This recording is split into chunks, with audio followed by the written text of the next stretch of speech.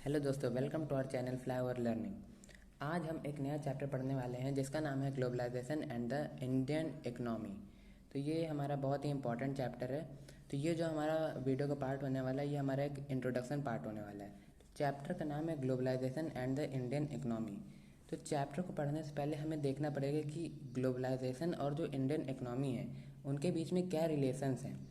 तो पहले के समय में जो हमारे मार्केट्स हुआ करते थे, उनमें जो प्रोडक्ट्स मिलते थे हमें, उनमें हमारे इतनी सारी वैरायटीज़ नहीं मिल पाती थी। लेकिन आज के समय में हमारे मार्केट्स में हमें बहुत सारी वैरायटीज़ मिलती है।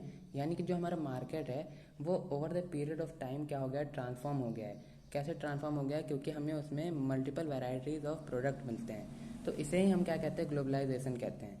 अब अगर हमें ग्लोबलाइजेशन को समझना है तो इसको समझने के लिए हमें समझना पड़ेगा कि दूसरी कंट्रीज़ जो होती हैं वो हमारी कंट्री में कैसे इन्वेस्ट करती हैं, या फिर जो हमारे यहाँ के जो लोग होते हैं वो कोई दूसरी कंट्री में कैसे इन्वेस्ट करते हैं, या फिर एम्प्लॉयमेंट के लिए कैसे जाते हैं।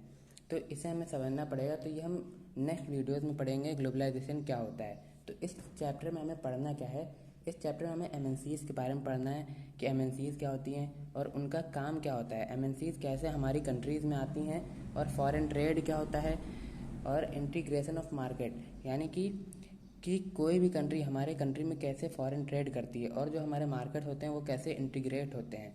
और फिर हमें ग्लोबलाइजेशन के बारे में पढ़ना है, जो कि हमारे चैप्टर का नाम है। और फिर लास्ट में हमें पढ़ना है WTO यानी कि वर्ल्ड ट्रेड ऑर्गेनाइजेशन के बारे में पढ़ना है। तो पहले तो हमें एमएनसीज़ के बारे में जानना पड़ेगा कि एमएनसीज़ होती क्या हैं। तो एमएनसीज़ होती हैं हमारी मल्टी नेशनल कंपनीज़। अब मल्टी नेशनल कंपनीज़ क्या होती हैं? जो ऐसी कंपनीज़ जो कि क्या करे, it controls the production in more than one country, यानी कि जो हमारा प्रोडक्शन हो रहा है वो कंट्रोल करती हैं। यानी कि एमएनसीज़ केवल एक ही कंट्री तक सीमित नहीं रहती हैं, वो अलग अलग कंट्रीज़ में, बहुत सारी कंट्रीज़ में एमएनसीज़ होती हैं। तो वो क्या करती है, प्रोडक्शन को कंट्रोल करती हैं। उन्हें हम क्या कहते हैं, एमएनसीज़ कहते हैं।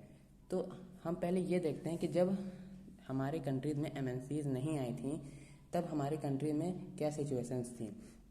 तो जो हमारी कंट्रीज़ में प्रोडक्शन होता था वो केवल हमारे कंट्रीज़ तक में ही सीमित रह जाता था।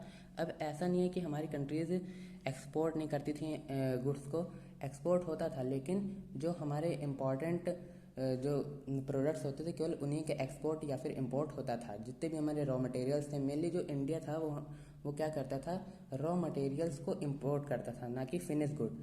अब यहाँ रॉ मटेरियल और फिनिश गुड क्या होता है, देखो। रॉ मटेरियल यानी कि जैसे कॉटन हो गया, कॉटन क्या है, एक रॉ मटेरियल है। और फिनिश गुड क्या होगा, जैसे कॉटन से हमने क्या बना दिया, कपड़े बना दिए, क्लोथ्स बना दिए, वो हो गया हमारा फिनिश गुड। तो जो इंडिया होता था वो रॉ मटेरियल्स को एक्सपोर्ट करता था, लेकिन दूसरी कंट्रीज़ क्या कर देती थी, वो हमनी से रॉ मटेरियल ले करके वो हमारी कंट्री में फिनिश गुड इंपोर्ट करती थी, यानी कि क्लोथ्स बना के हमें भेजती थी। तो उससे क्या होता था, दूसरी कंट्रीज़ को ज़्यादा फ़ायदा होता था। अब जो एमएनसीज़ थी वो क्या करती थी, उनका जो प्रोडक्शन होता था वो पूरे ऑल अराउंड वर्ल्ड में होता था। ऑल अराउंड वर्ल्ड में कैसे होता था, यानी कि वो लोग देखते थे कि हमें कहाँ पे ज़्यादा कम कॉस्ट पड़े। यानी कि जैसे यूएसए है तो यूएसए में क्या होगा, किसी भी प्रोडक्ट की क्या होगी, डिज़ाइन बनेगी। और जैसे चाइना है, चाइना में क्या होगा, चाइना में जैसे चीप मैन्युफैक्चरिंग हो रही है तो वहाँ पे क्या होगा, उस प्रोडक्ट का प्रोडक्शन होगा। और जैसे इंडिया है तो इंडिया में क्या है, इंडिया में स्किल्ड इंजीनियर्स हैं, इंग्लिश स्पीकिंग यूथ हैं, तो वहाँ पे क्या होगा, कॉल सेंटर्स लगा दिए जाएंगे। जिसकी वजह से क्या होगा, जो एमएनसीज़ हैं वो अपने गुड्स क्या करती, गुड्स और जो उनके सर्विसेज होती हैं वो पूरे ऑल अराउंड वर्ल्ड यानी ग्लोबली प्रोड्यूस होते हैं, ठीक।